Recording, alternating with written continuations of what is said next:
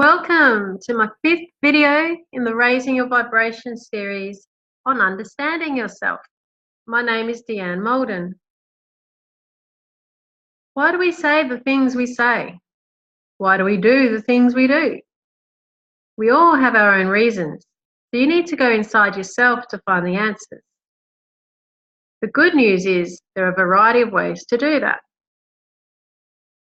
I will start with a methodical way, which is in 3 parts. If you wish to grab a pen and paper, you can simply pause this video and then write your notes down.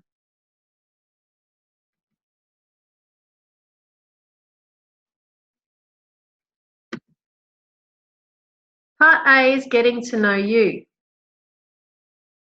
1, take one of the many personality tests available. The Myers-Briggs personality test is a good one. 2, do some character writing exercises. How would you describe yourself in a sentence? What is your purpose? What is the most important thing that ever happened to you, and how did it change you? How are you different from other people? 3, evaluate your strengths and weaknesses. 4, examine your priorities. For example, if your house was burning down, what would you say? How would you most like to spend your time? 5, look at how you've changed. You're not the same person you were 5 or 10 years ago. And part B is analysing your mind and actions. 1, what gets a strong reaction out of you? What is the root cause? 2, look for acts of repression and transference. Repression is when you don't want to remember or talk about things. Transference is when you react to something, but you're actually reacting to something else. 3, notice how and when you talk about yourself. Is it when you feel proud? Is it when you feel less than and are trying to gain attention? 4, look at how and why you interact with others. 5, write your biography with 500 words in 20 minutes. This requires typing fast, letting your brain determine who you are, not your emotions. 6, see how long you can wait for gratification. Do you need immediate rewards for your actions? 7, analyse whether you need to tell or be told. We should do both. So where do you need to focus more? 8, look at the way you react in tough or new situations. 9, think about how having power influences your behaviour. Negatively or positively? What are the negatives? And 10, examine your influences. Who or what are you listening to that impact your behaviour?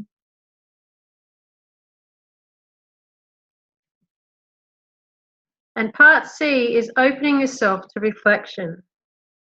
Let go of your defensiveness. Be honest with yourself.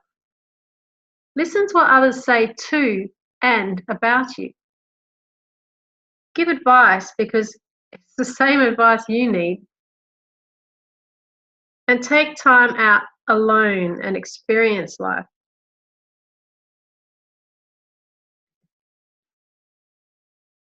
A simpler format to this is to check your vitals. V is for values. So what are your values? I is for interests. What are your interests? T is for temperament. What triggers you? Are you an introvert or an extrovert? A, around the clock activities. What lights your fire? What drains you? L, life mission and meaningful goals. What is your long-term desire? And S is for strength. Where are your strongest assets in your personality? If you're thinking, I haven't got time for all of this, or can't someone just tell me? then there are many options here, so I'll just focus on 3 that I like to use. Astrology. Astrology is the study of the movements and relative positions of celestial objects as a means for divining information about human affairs and terrestrial events. Now, I'm not into the day-to-day astrology, but I'm very interested in the zodiac personalities as I've seen them to be accurate in family members and friends, and especially in myself. From my date of birth, I know my sun sign is Scorpio. A quick Google tells me I'm resourceful, brave, passionate, stubborn, and a true friend. I can be distrusting and jealous and secretive, but I'm also determined, assertive, and decisive. I get along best with Taurus and Cancer. I'm a water sign, so I live to experience and express emotions.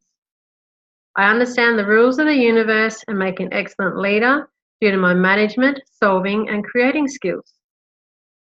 Jobs such as a scientist, physician, researcher, sailor, detective, cop, business manager, and psychologist are appropriate for me. I have a desire to do good in the world. Pretty cool, huh? You can learn a lot more if you know your moon sign as well. I also love numerology. Numerology is any belief in the divine or mystical relationship between a number and one or more coinciding events. It is also the study of the numerical value of the letters in words, names, and ideas. Numerology can be very in-depth and vast in what you can learn, but to keep it simple, we will look at the life path number. This is found by separating all the digits in your date of birth and adding them up. For example, if you were born on the 21st of October in 1989, then you add 2 plus 1 plus 1 plus 0 plus 1 plus 9 plus 8 plus 9, which equals 31. Then the 3 plus the 1 equals 4. So your life path number is 4. I'm a life path 5, which is all about freedom. I won't let anyone take away my freedom. I need a career and lifestyle that gives me freedom. I had been working 9 to 5, which I hated, and went to shift work, which created more time. But now with my business, I have a lot of freedom. My sense of freedom shows through my love of adventures, my natural intelligence, and my chameleon mind, and it goes on. There's lots of information available. If you're after a brief document on your life path number, comment below.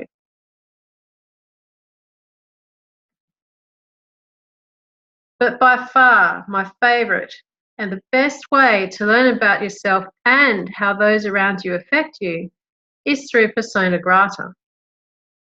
Persona Grata is a language created by Katie Eden Todd, best-selling author of a book on archetypes. Katie has a Bachelor in Music, a Bachelor of Arts in Psychology, and a postgraduate diploma in psychology. She's been a practicing psychotherapist for the last 30-odd years, and I'm so grateful to have met her. Katie has broken all the 100-odd archetypes down to 10 very easy to understand animals and birds that she calls personas.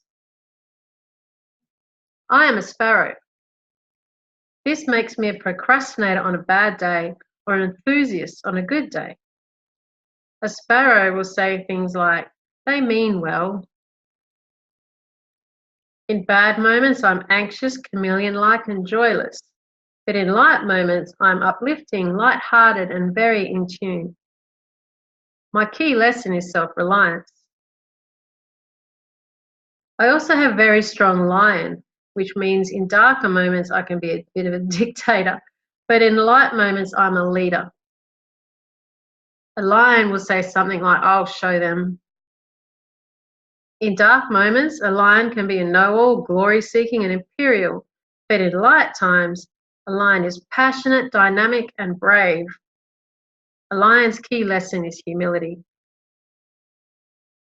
The child can understand a lion being a leader, and for example, a beaver being structured and a bit of a workaholic, and a dog being nurturing and kind.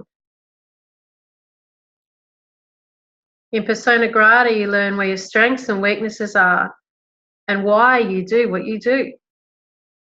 It is like having your very own star sign.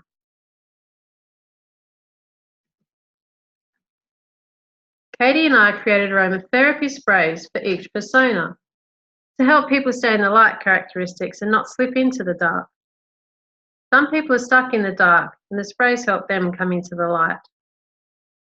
You have learned in my essential oils video in this Raising Your Vibration series how powerful these gifts of nature are, and these sprays work. I highly recommend you take Katie's questionnaire and let me know what sprays you would like. We all want to be the best we can be, right?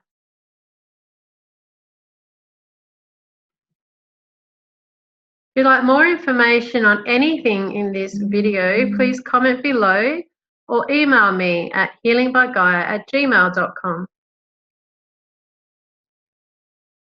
My next video is about limiting beliefs. Did you know that your subconscious can have different beliefs to your consciousness?